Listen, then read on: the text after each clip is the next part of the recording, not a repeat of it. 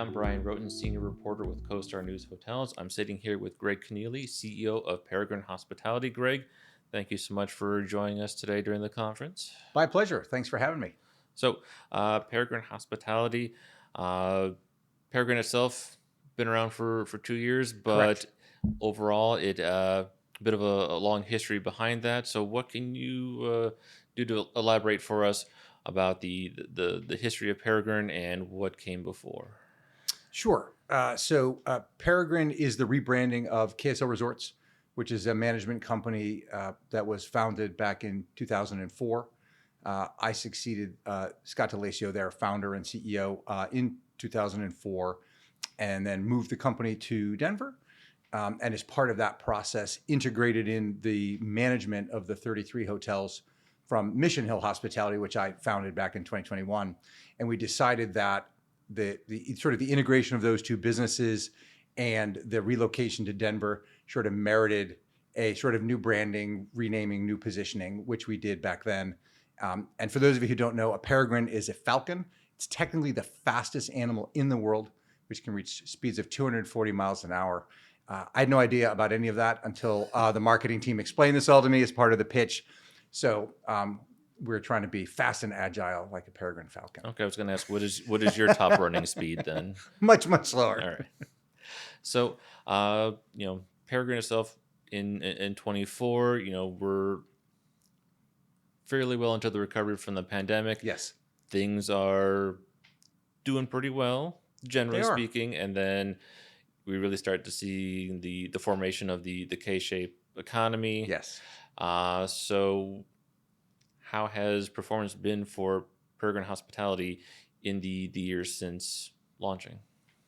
We're fortunate. It's actually been quite good. So we've been able to materially improve the operating performance of our portfolio, which during the time in the last 2 years has grown from 12 properties to 62. So we've had fairly significant growth and some pretty good performance as well. 2026, as I know has been widely reported by your organization, has exceeded expectations so far. I think a lot of people are surprised. Which is so nice to be able to say Right. out loud, right? There's been a lot of sort of somewhere between pessimism and cautious optimism for a while, and it's great to see performance, at least so far this year, exceeding expectations. And we're seeing the same in our portfolio, particularly in our resort properties and our luxury hotels, like the Silverado Resort in Napa Valley and Fairmont Grand Del Mar. And the Westin Hilton Head, which is a recent acquisition. Unfortunately, the lower segments, and we have a lot of premium select service, but even in those areas, the performance has not been as robust, hence the K-shaped reference. However, in our industry, you can never predict the future very effectively for very long. If it's not one thing, it's another. And so we focus all of our time and energy on sort of controlling the things we can control, recognizing that, macroeconomic issues are something we have to be agile to respond to. I mean, just a few years ago, select service, that was the darling. That's where the performance was. So everyone was rushing to try to get a select service project in. So, I mean, to your point, things can change very suddenly.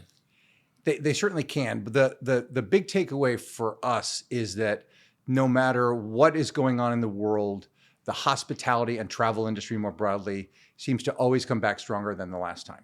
Every time there's an unfortunate event, whether it's a 9/11, a GFC, or COVID, there are certain folks who prognosticate that like travel is over. And then every time our industry proves that wrong, which is one of the things I absolutely love about what we do. The specifics are always a mystery until it unfolds, of course. But we are now seeing, affluent travelers, continuing to prioritize experiential travel and leisure time with friends and family. No surprise, but it's great to see that kind of showing up in the numbers. Group is coming back stronger than folks expected, and corporate transient is holding in there, which is great. The big test, of course, will be coming up here soon with FIFA and the World Cup. Yeah.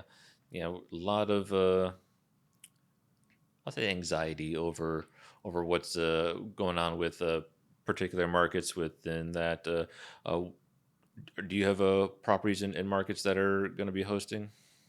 We have some that will be that are sort of in second ring circles of some of the host locations, and we're we're cautiously optimistic about it. Initially there was tremendous enthusiasm. Then some of the news and geopolitical activities have really pulled back on international visitation, which is a concern. So we're trying to hold for last minute vacancy. We think there'll be a lot of folks who will decide last minute to go if they can get tickets, and so we're keeping fingers crossed. Absolutely, yeah. I gotta imagine. I mean, just looking at how booking trends are in general, a lot of last minute bookings Very last for minute. regular trips. So for something Yes. like this, it might be something like, okay, I gotta do it. I'm never gonna get this chance to do it again. Yes.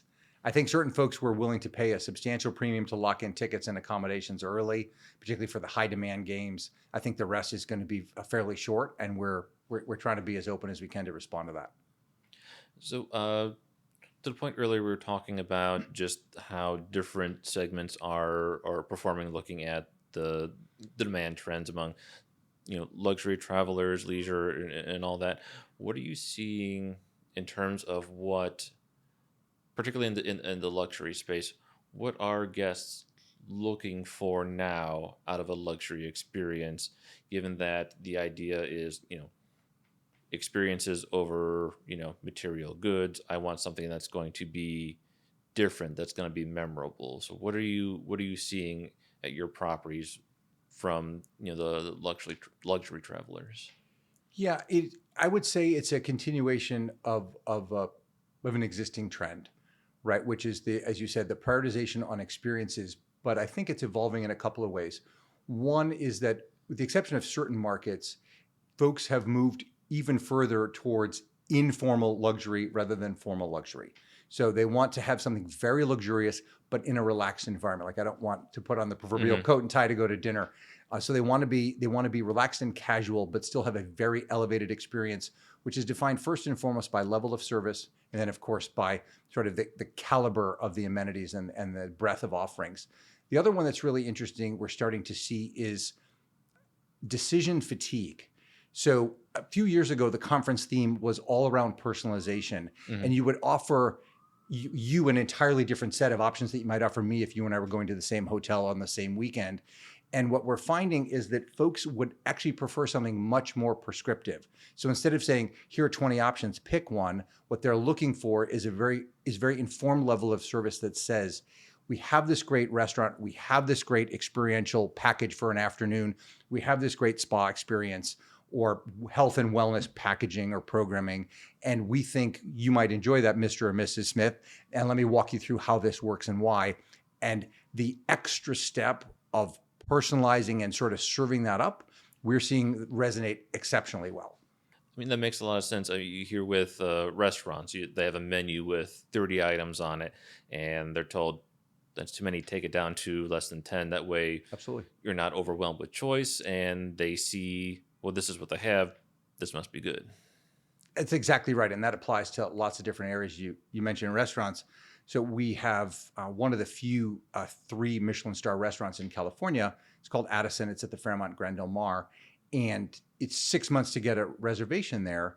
And you have no input on what you eat for dinner, right? As is common at restaurants Right. at that level, but it's prefix and wine pairings. And one of the things that people like at that level is there's no decision making. I'm going to come in and have a 3-hour exquisite culinary experience. I don't have to think about anything. I'll get educated as we go through the process, and it's very experiential in addition to, of course, being delicious. But that's a wonderful example, I think, of what that level of customer is looking for. They want it laid out and easy for them.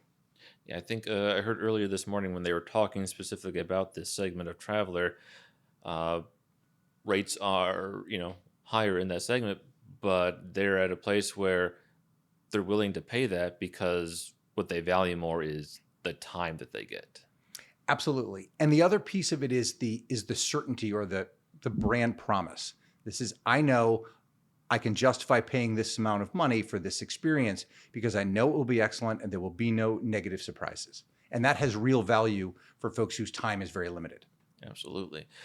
So as you are looking to how the rest of 2026 is shaping up, what can you tell us about the outlook you have, given that we know the first quarter performed better than people expected? Sounds like second quarter is still doing It's doing okay. Doing okay. So what are you seeing for third and fourth quarters?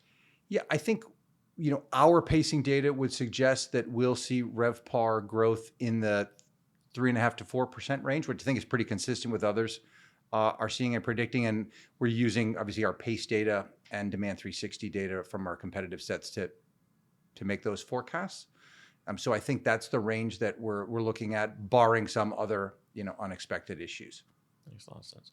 Well, Greg, thank you so much for taking the time to speak with us today, and thanks all of you for tuning in. You're welcome. Thanks for having me.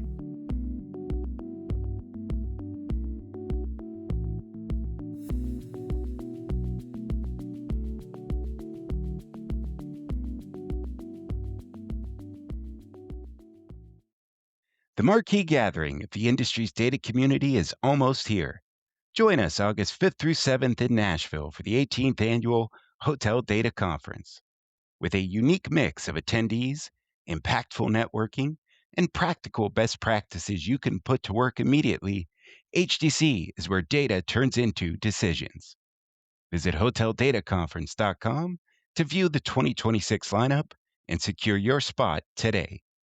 This episode of the CoStar News Hotels podcast was recorded on June 1st, 2026 at the NYU International Hospitality Investment Forum by Meredith Sheridan and was edited for podcast by Bryan Wroten. Head to costar.com/hotel news for more coverage from this event and more. You can find all of our podcasts on Apple, Spotify, YouTube, or your platform of choice. Thanks for listening.